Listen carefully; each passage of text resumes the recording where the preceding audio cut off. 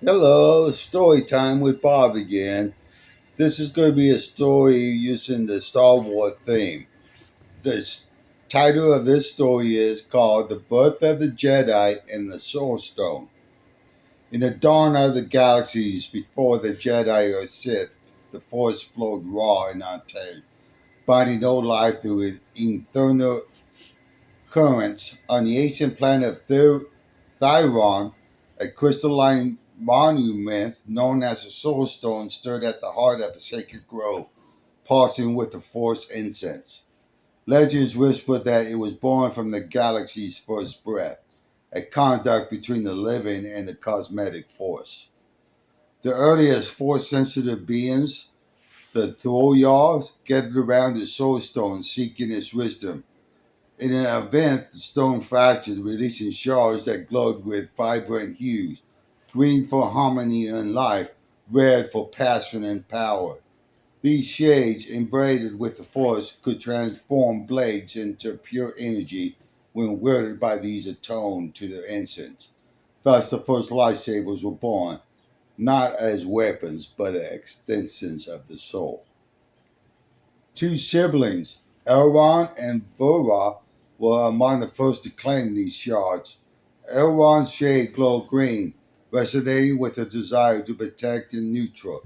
Vorra's burned red, amplifying his ambition to conquer chaos through strength. The Soul Stone fracture mirrored a schematic in the Force itself, sending the siblings on divided pathways. Elrond, guided by visions of unity, founded the Jedi Order, teaching her fellows to wear green lightsabers as beacon for the light side. They built temples at Thairon, the blades humming with serenity, dedicated to balance and service. Verra, consumed by his shade's furious call, forged a path of dominance, his red blade carving a legend of power. His fellows became the precursors to the Sith, embracing the dark side's intensity. The pathway of light and dark spread outward, shaping the galaxy. The Jedi spared hope, the green lightsabers defending the weak. The Proto Sith, wearing red, sought to bend the Force to their will. Yet the Soul Stone's fragments held a deeper truth. Neither path was whole without the other. Iron and Vorra, bound by blood and the Force, met into a final duel atop Atheron's peak. The blades clashing, green against red, until the Soul Stone's remnant flared, merging their shades into a single radiant crystal. From this union, a new understanding emerged. The Force demands balance. The Jedi, born from the Soul Stone's light, carried its legacy forward. The green blades, a symbol of hope, tempered by the knowledge that the red shadow of the dark side would always linger, challenging their resolve. Chapter 2.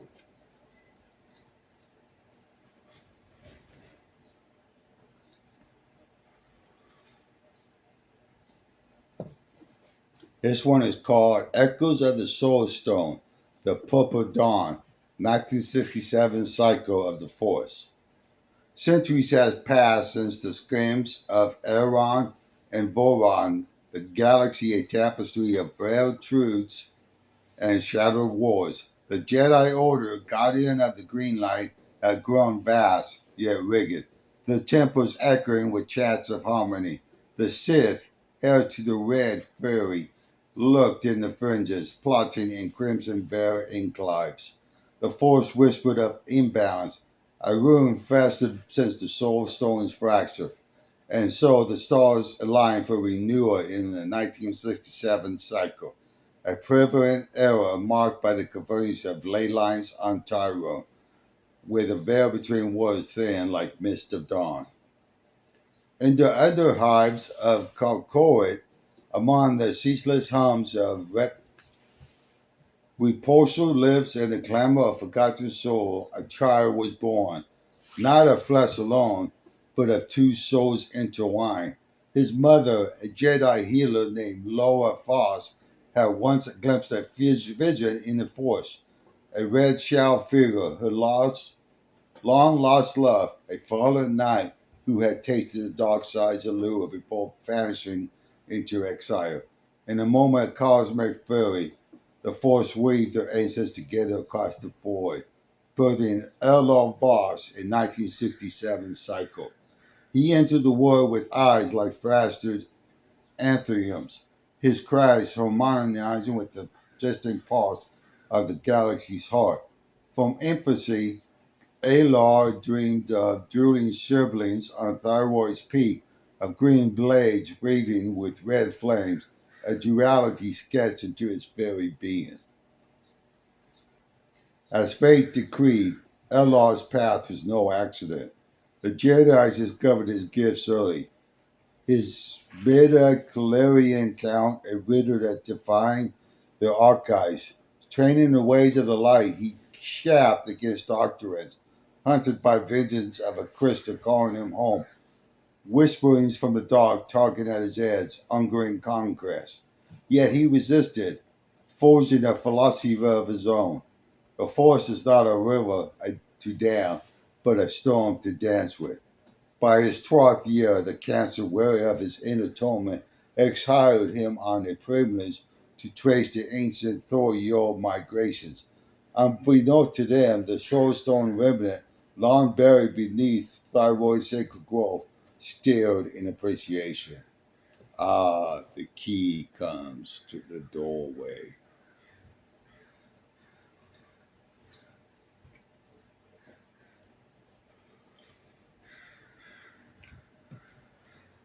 Allura's journey led him through asteroid belts and nebulous storms, guided by Skeptor's echoes of Elrond and Volva. He evaded Seth Equators, who sends his hybrid aura, the red sabers thirsting for the purity that they envied. At last, on the eve of 1967 Psycho Zenith, a rare alignment when thyroids twin suns blend into eclipse, he breached the grove's wards. Vines parted like relentless sentinels, revealing the soul stone's core, a jagged ligament veined with forgotten light, humming with the galaxy's unspoken grief. Before kneeling before it, Ilar extended his hands, his heart a battlefield of light and shadow. I am the bridge, he muttered, born a division, seeking whole. His palm met the stone's surface, and the word ignited. No fracture this time, no skim of green or red. Instead, the crystal blades purple, a regate violent born of synthesis, swirling like nebula in birth. It was the hue of tempered passion, of wisdom forged in fire, the color of balance unspoken in Jedi tomes, yet etched in the Force's deepest secrets. The stone did not shatter, it yared. From his heart two sheds emerged, flawless and true, each pulsing with the same glow. They sought Erlo as king, bound to his essence in the rush of visions. Auron's serene merger with Farad's resolve, pathways converted into a singular world. With the surge of will, Alar channeled the force, the shards ibloning into heads of ancient design, sleek, unadorned, etched with ruins of unity, igniting them twin blades of purple powers and war to life. Their hum, a sympathy of peace among power, casting violent shadows that dance without maintenance. In that moment, the beginning of balance dawned. Elil Voss, the one born of two souls, became the herald of the violet path. No longer Jedi or Seth, he wandered the stars as a Ronin of equilibrium. His dual purple lightsaber was a beacon for the lost. Dis- Disciples flocked to him. Jedi's wary of dogma, Seth scorched by their own flames, learning to wield the force as a living breath, not as a chain. Peace centered in the soul of life, not as stagnant calm, but as a demonic harmony. Wars torn apart, once torn by color wars, now shared violent councils, where green nature tampered, red divide. Basically, that's it. I mean, anytime there's any separation, there's going to be chaos. But if you all come together in humanity, you bloom.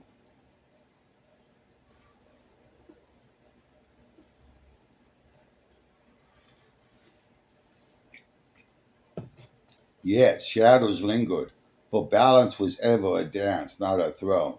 Ellar's blades were clasped with old guardians and new tyrants alike, each through a reminder that the Soul Stone's gift demands vigilance. In the 1967 cycle and beyond, the galaxy breathed easier, its rune catalyzed by a purple light, a promise that from two souls, one eternity could rise.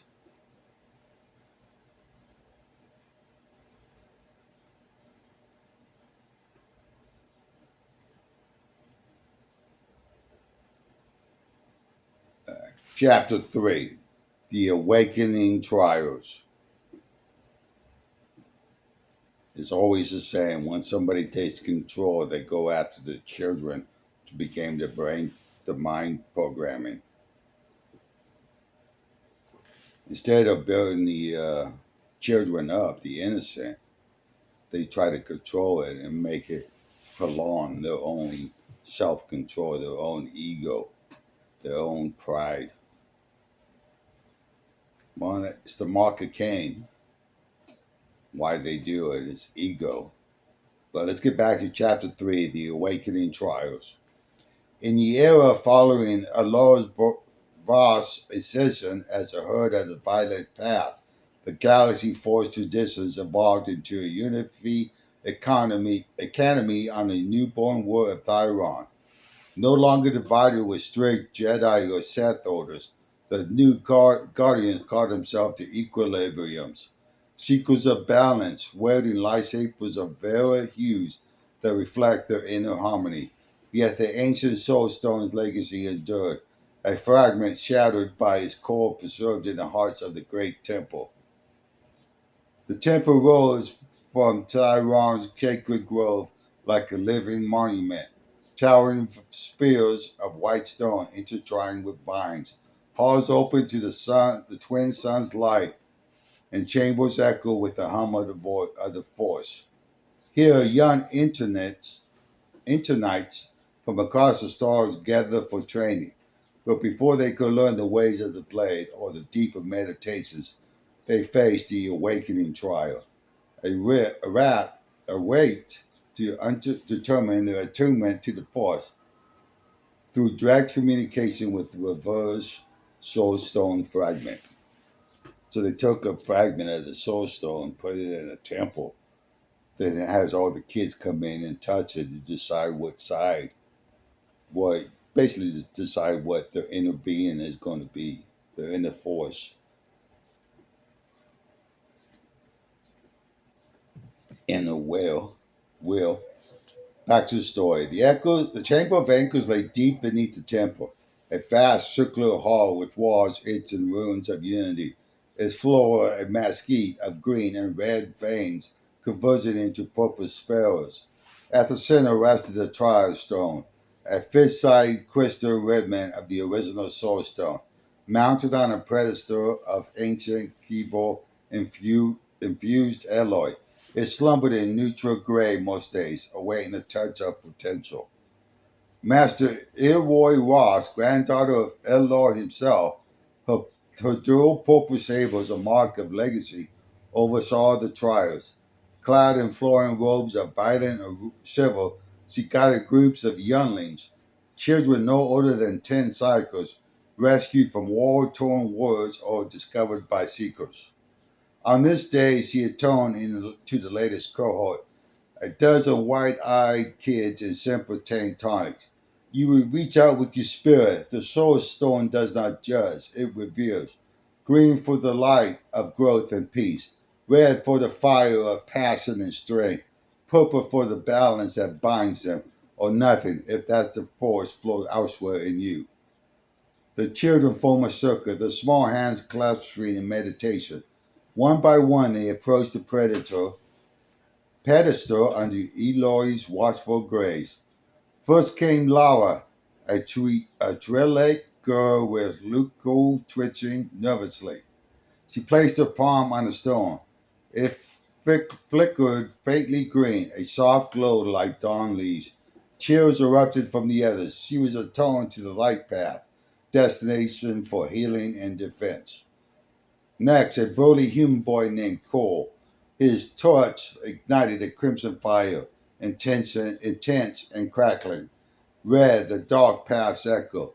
But in this new era, not a curse, he will learn to channel passion without failing to rage.